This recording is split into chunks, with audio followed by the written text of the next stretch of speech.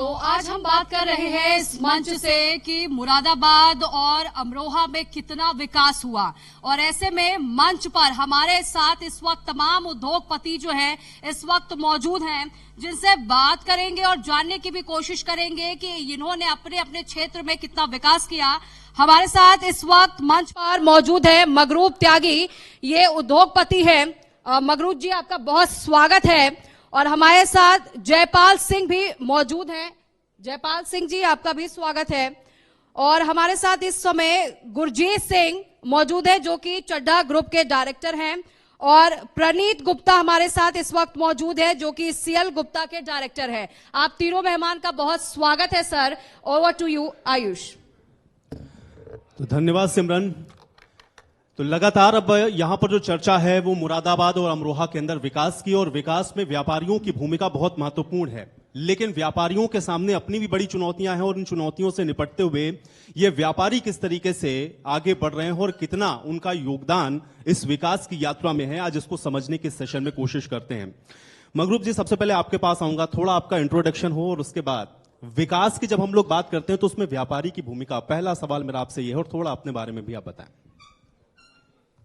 धन्यवाद सबसे पहले इंडिया न्यूज चैनल का कि आपने हमें अपनी बात रखने का मौका दिया।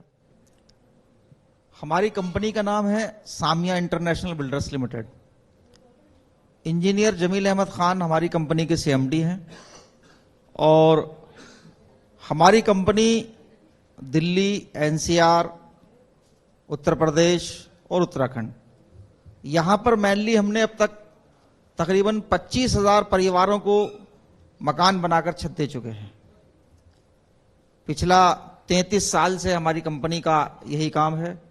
उत्तराखंड के अंदर उत्तराखंड का सबसे बिगेस्ट प्रोजेक्ट 125 एकड़ के अंदर सामिया लेक सिटी के नाम से हमारा प्रोजेक्ट है, जिसमें 1000 परिवार इस समय हमारे प्रोजेक्ट में रह रहे हैं। यहीं से आप नेशनल हाईवे से जब आप चलेंगे दिल्ली के लिए, तो बीच में हापुड़ शहर पड़ता है। हापुड़ शहर में 30 एकड़ के अंदर हम लोगों का सामिया गार्डन सिटी के नाम से एक आवासीय प्रोजेक्ट है। ग्रेटर नोएडा में हमारी कंपनी 3 प्रोजेक्ट्स बनाकर हैंडओवर कर चुकी है। 2 प्रोजेक्ट इस समय ग्रेटर नोएडा के अंदर हम लोग बना रहे हैं। उत्तर प्रदेश की राजधानी लखनऊ में हमें ये कहने का बड़ा गर्व है कि लखनऊ कैंट में वृंदावन योजना के नाम से उत्तर प्रदेश सरकार ने एक आवासीय योजना लॉन्च की थी। उस आवासीय योजना के अंदर हम लोग 2 टावर्स बनाकर लोगों को दे चुके हैं, जिसमें लोग रह रहे हैं, और अभी रनिंग 2 प्रोजेक्ट्स हमारे लखनऊ में हो चल रहे हैं। मजरूब जी, यही मैं आपसे जानना चाह रहा था, क्योंकि हाउसिंग प्रोजेक्ट्स तो हम लोग देखते हैं और खासतौर से लोगों के लिए बहुत सारे आते हैं, लेकिन जब हम लोग गरीबों की आवास की योजनाओं को देखते हैं या सरकार की उससे रिलेटेड जब स्कीम्स को देखते हैं, तो उसमें आपकी भूमिका क्या है, अगर इसको और थोड़ा बेहतर समझना चाहूंगा। बहुत अच्छा आपका सवाल है। देखिए, समाज के प्रत्येक वर्ग के लिए जिम्मेदारी होनी चाहिए। उस प्रत्येक वर्ग में गरीब वर्ग भी आता है, और उस प्रत्येक वर्ग में आप मीडिया संस्थान भी हैं। मुझे ये कहने में बड़ा गर्व हासिल है कि आदरणीय प्रधानमंत्री नरेंद्र मोदी जी ने जो संकल्प लिया कि देश के प्रत्येक नागरिक की अपनी छत होनी चाहिए, तो उसमें हमारी कंपनी अब तक 2000 परिवारों को प्रधानमंत्री आवासीय योजना अफोर्डेबल में मकान बनाकर दे चुके हैं, और 3000 परिवारों को हम लोग अफोर्डेबल योजना में, आवासीय योजना में काम कर रहे हैं, जो हमें उम्मीद है कि अगले 2 साल के अंदर हम 3000 परिवारों को और प्रधानमंत्री आवासीय योजना में मकान बनाकर दे चुके होंगे। और मैंने जैसे अभी कहा कि समाज के प्रत्येक वर्ग की तरफ ध्यान देना चाहिए, तो मुझे ये कहने में बड़ा गर्व हासिल है कि हमारी कंपनी सामिया इंटरनेशनल बिल्डर्स ने ग्रेटर नोएडा में 20 एकड़ के अंदर एक प्रोजेक्ट बनाया है, उसका नाम है मीडिया विलेज, जिसमें तकरीबन 60% लोग मीडिया से संबंधित हैं, जो हमारी उस सोसाइटी के अंदर रहते हैं। बहुत महत्वपूर्ण बात आपने कही, और चूंकि अफोर्डेबल हाउसिंग में आपने कहा कि आप एक टारगेट लेकर के चल रहे हैं, हम उम्मीद करते हैं और बहुत शुभकामनाएं भी आपको कि आप उसमें सफल हों। इसी को थोड़ा सा और आगे बढ़ाते हैं, और चड्ढा जी, अब गुरजीत जी, आपसे मैं ये समझना चाह रहा हूं, थोड़ा सा चड्ढा ग्रुप के बारे में बताएं। और दूसरा ये है कि विकास के पैमाने पर जब हम लोग बात करते हैं, व्यापारियों की भूमिका, उद्योगपतियों की भूमिका बड़ी महत्वपूर्ण होती है, कैसे इसको आप देखते हैं? मैं गुरजीत सिंह चड्ढा ग्रुप का मैं एमडी हूँ यहाँ मुरादाबाद में, और हमारा मेन यहाँ पर अभी जो है हमने यहाँ पर काफ़ी कॉलोनियाँ बनाई हैं यहाँ पर। एक प्रकाश इंक्लेव और एक साईं गार्डन और एक गैलेक्सी अपार्टमेंट्स, और एक आने वाला प्रोजेक्ट हमारा है अभी वो 154 एकड़ का है और वो टाउनशिप है। वो उम्मीद करता हूँ कि वो बहुत जल्दी हम उसको ला पाएंगे। कुछ चीज़ें उसमें हमने अभी हमने को फॉर्मेलिटीज कोई हैं जो हमने पूरी कर दी हैं, लेकिन कुछ ऐसी चीज़ें हैं जो हमने उसको कोर्ट का कोई है वो मैटर सॉल्व करके उसको जल्दी आ जाएगा प्रोजेक्ट। बिल्कुल। प्रणीत जी, काफी यंग हैं आप, और मुझे लगता है कि जब हम लोग इनोवेशन की या यंग एंटरप्रेन्योर्स को देखते हैं तो आप बड़े आइडियल हो सकते हैं। थोड़ा अपने बारे में आप बताएं, और महत्वपूर्ण कितना मानते हैं उद्योग जगत से जुड़े हुए लोगों को, या जिस तरीके से आप अपने आप को आगे बढ़ा रहे हैं, कैसी भूमिका देखते हैं आप और कितना महत्वपूर्ण मानते हैं इसको आप विकास के, अगर हम पैमाने पर आंकने की कोशिश करें तो? नमस्कार जी, सबसे पहले इंडिया न्यूज़ के इस मंच को धन्यवाद करना चाहता हूं कि आपने हमारे को एज अ पैनलिस्ट आज यहाँ आमंत्रित करा है। मैं CL गुप्ता एक्सपोर्ट्स लिमिटेड नाम की एक कंपनी है। यहाँ पर हम लगभग 7,500 लोगों को रोज़गार देते हैं अमरोहा क्षेत्र में और मुरादाबाद में। उससे ज़्यादा ये एक पारिवारिक उद्योग है जो बहुत सालों से चलता आ रहा है, और मेरे लिए सौभाग्य की बात है कि मैं इस परिवार से जुड़ा हुआ हूँ। मैं स्वदेशी जागरण मंच नाम का एक मंच है जिसके अंतर्गत स्वावलंबी भारत अभियान चलता है। तो मैं जिला रोजगार सृजन केंद्र का संरक्षक के रूप में मेरे को दायित्व मिला हुआ है, और मुरादाबाद चैप्टर है हिंदू इकोनॉमिक फोरम का जिसका मैं सेक्रेटरी हूँ। जो आपने विषय छेड़ा है स्टार्टअप्स को लेके और किस तरीके से युवा उद्योग के अंदर आगे बढ़ सकते हैं, तो मेरा मानना है कि उत्तर प्रदेश के अंदर जिस तरीके से विकास हो रहा है, स्टार्ट इन यूपी नाम की एक वेबसाइट है उत्तर प्रदेश गवर्नमेंट की, जिसपे मेरा मानना है कि सभी युवाओं को उस वेबसाइट को एक बार देखना चाहिए। किस तरीके से स्टार्टअप्स के लिए आपको फंडिंग मिल सकती है, लोन्स मिल सकते हैं, और किस तरीके से सरकार आपको उसके अंदर सहायता कर सकती है, वो आपको वहाँ देखने को मिलेगा। हमारा जो जिला रोजगार सृजन केंद्र है उसका भी यही काम है कि कोई भी व्यक्ति, कोई भी युवा हमारे केंद्र में आए और उसको इस बारे में जानकारी मिलेगी कि किस तरीके से वो एक स्टार्टअप को, एक नए उद्योग को शुरू करा जाए। जहाँ तक बेरोजगारी का सवाल है, तो बेरोजगारी को हम इस तरीके से देखते हैं कि केवल जो इंसान नौकरी नहीं पाया हुआ है वो बेरोजगार है, लेकिन अगर इंसान कमा पा रहा है, अगर उसके पास एक फाइनेंशियल बैकिंग है, तो उसको हम बेरोजगार नहीं कह पाएंगे। प्रणीत, आप बहुत महत्वपूर्ण बात कर रहे हैं। मुझे लग रहा है कि इसीलिए मैंने कहा कि आपसे तो इंस्पिरेशन लोगों को लेनी चाहिए। आप वो बात कर रहे हैं जो लोगों को समझने में, मुझे लगता है कि लोग 30 या 40 की एज को क्रॉस कर जाते हैं तब उनको ये चीज समझ में आती है। ये कहाँ से मोटिवेशन मिला? और दूसरा, इसके साथ एक चीज और जोड़ूंगा, क्या वाकई में, क्योंकि आप खुद एक यूथ हैं, आपको लग रहा है कि यूथ अब इस तरफ थोड़ा सा जा रहा है, या वो सोच रहा है अपने रोजगार के बारे में, या गवर्नमेंट के सपोर्ट या उनकी स्कीम्स ऐसी हैं कि जो सपोर्ट कर रही हैं उद्योगपतियों को? इसको आप कैसे देखते हैं? क्या बेहतर स्थिति है? जी बिल्कुल, गवर्नमेंट की स्कीम्स जरूर सपोर्ट कर रही हैं, लेकिन मेरा मानना है कि आर्थिक रूप से नहीं भी, लेकिन रिसर्च पॉइंट ऑफ व्यू से हम हमेशा रिस्क लेने के लिए काबिल हैं। हमें रिस्क लेना चाहिए। एक एज अ यूथ, अगर आपका एक बिजनेस चल रहा है, आप एक उद्योग के क्षेत्र में जुड़े हुए हैं, तो एक साइड में एक अलग स्टार्टअप या अलग कुछ करने के अंदर कोई हर्जा नहीं है। अगर उसके अंदर आपको कुछ गलती से ही सीखने को मिल पाएगा, तो उस चीज से तो बिल्कुल नहीं डरना चाहिए, मेरा मानना है। चलिए, और आपको लेकर तो मुझे ऐसा लगता है कि लोग बड़ा मोटिवेट हो रहे होंगे और बिल्कुल भी नहीं डरेंगे वो। मसरूफ जी, आपके पास आता हूं। देखिए, चैलेंजेस हमेशा होते हैं, आप बहुत महत्वपूर्ण काम कर रहे हैं, आपने अफोर्डेबल हाउसिंग को लेकर के भी बड़ी महत्वपूर्ण बात कही, लेकिन चुनौती के तौर पर अगर मैं समझना चाहूं तो अभी भी आप क्या देखते हैं, सबसे बड़ा चैलेंज क्या है बीइंग ए बिजनेसमैन, या अगर उद्योगपतियों के लिहाज से हम लोग समझना चाहें तो? देखिए, जो रियल एस्टेट का बिजनेस है, इससे हमारे समाज का प्रत्येक वर्ग जुड़ा हुआ है। जब ये उद्योग ऊपर चढ़ता है तो सीमेंट हमारे उद्योग में लगता है, ईंट हमारे उद्योग में लगती है, लकड़ी हमारे उद्योग में लगता है, सरिया हमारे उद्योग में लगता है। और आप अंदाजा लगा सकते हैं कि जब ये सब चीजें हमारे उद्योग में लगती हैं तो उसके साथ में लेबर, लकड़ी की लेबर, लोहे की लेबर, स्टील की लेबर, सीमेंट की लेबर, पीओपी की लेबर, तो एक चैन बनती है। और जब एक चैन बनती है तो उसका पूरे समाज पे असर पड़ता है। अगर ये उद्योग उठता है, उद्योग को फायदा होता है, तो पूरे समाज को, पूरी चैन को एक फायदा मिलता है। और अगर ये उद्योग डाउन होता है तो पूरी चैन को एक नुकसान होता है। पिछले 2008 में जो रिसेशन आया, अचानक रियल एस्टेट को मंदी का सामना करना पड़ा, तो आपने देखा होगा कि पूरी दुनिया के अंदर उसका असर पड़ा था। और जैसे ही रियल एस्टेट ऊपर जाता है तो समाज का प्रत्येक हिस्सा खुशहाल होता है।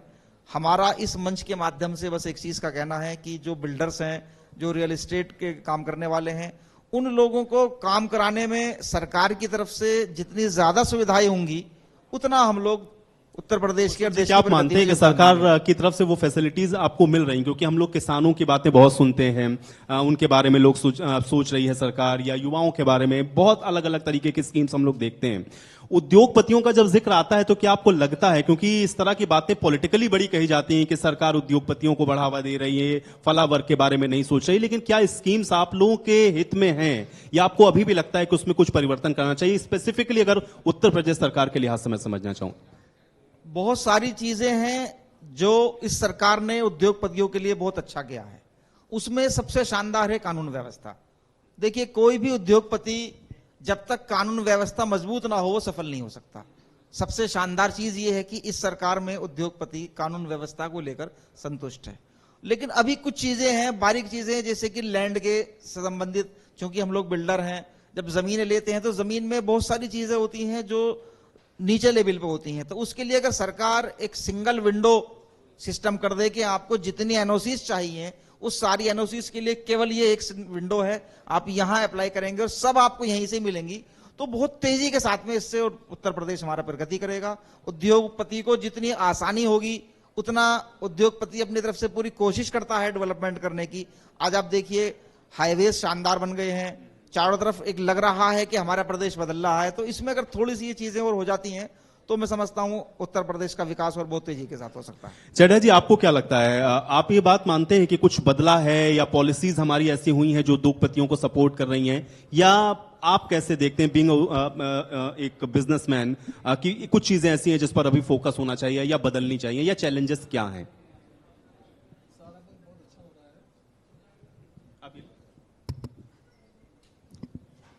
सारा कुछ बहुत अच्छा हो रहा है, और जितना इंफ्रास्ट्रक्चर हमारा प्रदेश का और पूरे हिंदुस्तान का सबको दिखाई दे रहा है, इससे सभी बहुत खुश हैं। बाकी कोई भी हमारे को सहायता चाहिए होती है, हमारे को पूरी सहायता मिलती है अधिकारियों से।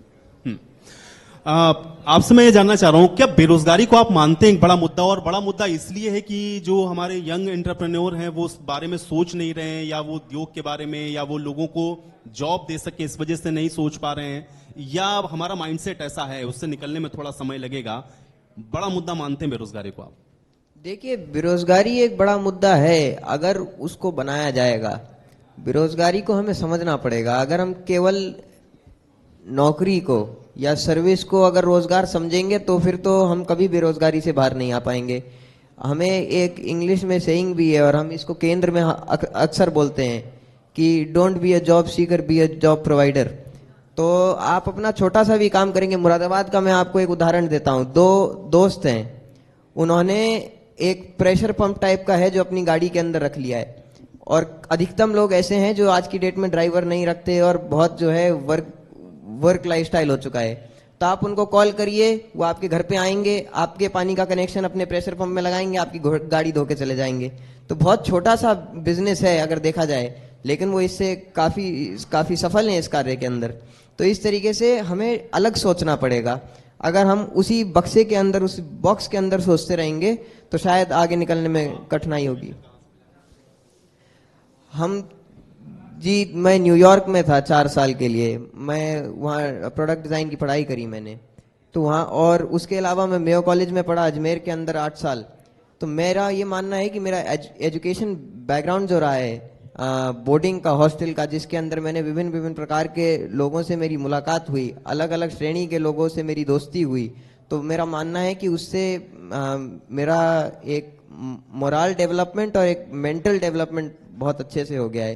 तो प्रोबेबली मैं अलग अलग जगहों से बहुत चीज़ों को समझता हूँ, सीखता हूँ, इस वजह से शायद मैं मानता हूँ कि मैं थोड़ा आगे बढ़ पा रहा हूँ जीवन में। मसूद जी, एक चीज मैं और आपसे ये जानना चाह रहा था कि अगर हम लोग अभी देखें, खासतौर से मुरादाबाद के परिप्रेक्ष्य में भी हम लोग समझना चाहें, उद्योगों के लिहाज से आप कैसे देखते हैं मुरादाबाद को, और क्या यहाँ पर वो इन्वॉल्वमेंट बन पा रहा है? क्योंकि अभी हम लोग सुन रहे थे डिप्टी सीएम ने कहा कि अगर भारत को बनाना है आपको $5 ट्रिलियन की इकोनॉमी, तो फिर हमको उत्तर प्रदेश को भी कम से कम 2 ट्रिलियन तक तो ले जाना है। क्या मुरादाबाद के अंदर वो परिस्थितियां आपको बनती हुई नजर आ रही हैं? यहाँ पर उद्योग के और निवेश के माहौल को आप कैसे देखेंगे?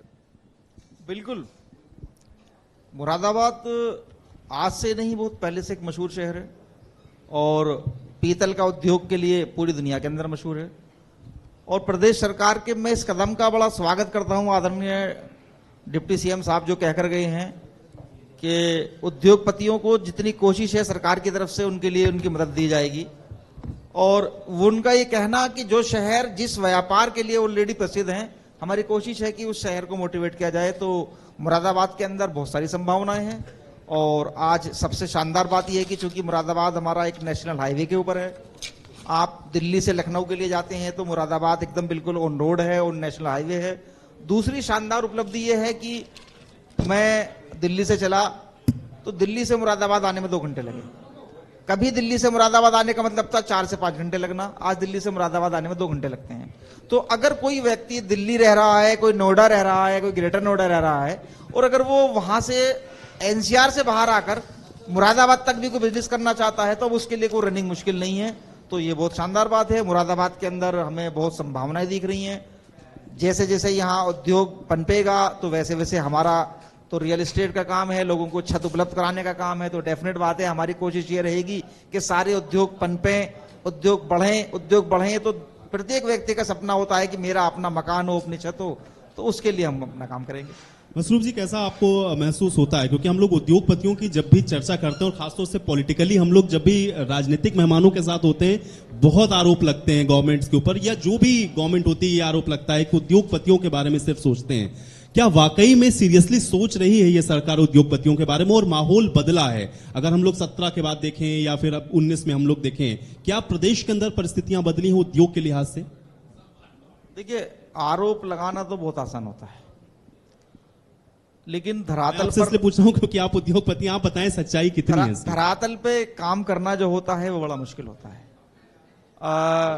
क्योंकि हर व्यक्ति अपना विकास चाहता है, उद्योगपति भी विकास चाहता है। एक छोटा किसान हो, वो चाहता है मेरे पे 5 बीघे जमीन है तो वो चाहता है 7 बीघे 10 बीघे जमीन हो जाए। इसी तरह अगर एक उद्योगपति ये चाहता है कि मेरा एक शहर में यूनिट है तो डेफिनेट वो ये भी चाहेगा कि मेरे दूसरे शहर में भी यूनिट हो। हर व्यक्ति को यह अधिकार है कि अपना विकास करे, अपने कार्य क्षेत्र को बढ़ाए। तो उस कार्य क्षेत्र को बढ़ाने में सरकार का योगदान इसलिए रहता है कि जहां जहां उद्योग स्थापित होता है वहां वहां का डेवलपमेंट हमेशा होता रहा है। तो इसमें सरकार जो है डेवलपमेंट की नजरिए से अगर उद्योगपति की मदद करती है कि उस क्षेत्र का डेवलपमेंट हो, तो सरकार की जिम्मेदारी भी है कि सरकार क्षेत्र को डेवलप करे, सरकार लोगों को रोजगार उपलब्ध कराए। अब अगर लोगों को रोजगार उपलब्ध कराने में उद्योगपति अपनी मेहनत कर रहा है तो सरकार की जिम्मेदारी भी बनती है कि उद्योगपति को अपनी सपोर्ट दे, अपना संरक्षण दे, ताकि उद्योगपति सरकार के संरक्षण में, सरकार की सपोर्ट में अपने उद्योग को स्थापित करके। बिल्कुल, बहुत महत्वपूर्ण बात आप कह रहे हैं प्रणीत। बिल्कुल, समय मेरे पास कम है, एक बिल्कुल लास्ट सवाल। चूंकि आप लोगों के लिए मोटिवेशन है इस समय, और अगर किसी युवा के जहन में यह सवाल है कि वो अपना कुछ नया उद्योग शुरू करना चाहे या वो किसी चीज में इन्वेस्टमेंट करना चाह रहा हो, क्या सलाह आप दे सकते हैं? देखिए, सबसे पहली तो ये चीज़ है कि प्राइवेट इन्वेस्टर्स की जगह आप पहले गवर्नमेंट की पॉलिसीज़ के अंदर जाएं। और जो अभी आप पहले सुरक्षा के संबंध में सवाल उठा रहे थे, उसके लिए मैं 2 लाइन ज़रूर बोलना चाहूँगा, क्योंकि मैं बचपन से फैक्ट्री कैंपस में पला हूँ, तो मैं इस चीज़ को बहुत करीब से देखा है। भारतीय जनता पार्टी की सरकार के अंदर एक चीज़ है, और हमारी फैक्ट्री अमरोहा में, इसलिए मैं बता रहा हूँ। अमरोहा पुलिस ने 1 विंडो सिस्टम कर दिया है। अमरोहा पुलिस ने यह भी कर दिया है कि अगर आपको कैश एक जगह से दूसरी जगह लेके जाना है तो उसके साथ पुलिस एस्कॉर्ट लगेगी। अमरोहा पुलिस ने यह भी करा है कि जितने उस क्षेत्र के उद्योग से जुड़े हुए लोग हैं उनका एक व्हाट्सएप ग्रुप बनाया हुआ है, जिसके अंदर एसपी साहब खुद भी हैं। रात बेरात आप उसके अंदर एक मैसेज डालेंगे, तुरंत कार्रवाई करी जाती है। जहां तक विकास प्राधिकरण की बात है तो मैं इस चीज को मानता हूं, मेरी दोस्तों से भी बात होती है अलग जिलों में, तो विकास प्राधिकरण शायद कहीं कहीं पर बहुत कठिनाई दे रहा है लोगों को, और साहब शायद मानेंगे इस बात को जो अगर जमीन में डील करते हैं तो विकास प्राधिकरण की तरफ से भले ही थोड़ी मुश्किल सामना करनी पड़ती है, लेकिन जहां तक पुलिस प्रशासन की बात है, मैं बहुत करीब से पुलिस के साथ काम करता हूं और मैं इस बात को मानता हूं कि इस सरकार के अंदर पुलिस बहुत बढ़िया तरीके से काम कर रही है। चलिए, बहुत शुक्रिया आप तीनों लोगों का हमारे साथ इस सेशन में शामिल होने के लिए। तो उद्योगों को लेकर के जो समस्याएं थी या उद्योग में किस तरीके से मुरादाबाद और अमरोहा आगे बढ़ रहा है, उस विषय पर यहां पर इस सेशन में चर्चा हुई। एक छोटे से ब्रेक के लिए यहां रुकेंगे और ब्रेक के बाद अगले सत्र में कुछ अन्य विषय और उस पर चर्चा जारी रहेगी। छोटा सा ब्रेक, फौरन वापस आते हैं। Co-powered by Venkateshwar Institute of Medical Sciences, Samyaha International Builders, Associate Sponsor, CLG, Rami Culture, Champions का Culture, Cosmos Hospital, a super specialty hospital, quality and affordable care. Investor Homes, a trusted name in real estate. Bluebirds International School, lifetime success begins here. DMR Super Specialty Hospital, Muradabad.